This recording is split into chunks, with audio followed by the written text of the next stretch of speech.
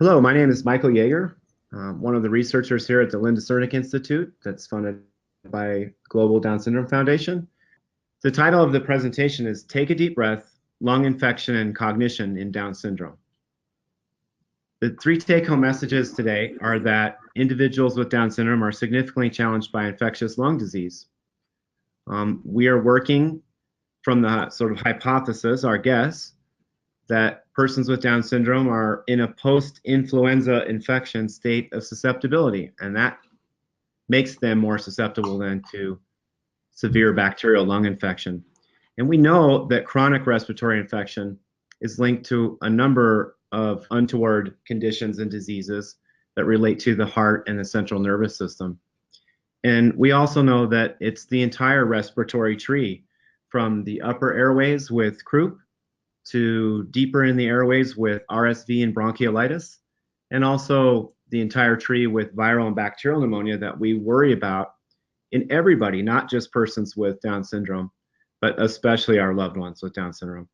The second take-home message is that infectious lung disease likely impacts cognition. We know that infectious lung disease and chronic recurrent respiratory tract infection is a quality of life issue for our loved ones with Down syndrome.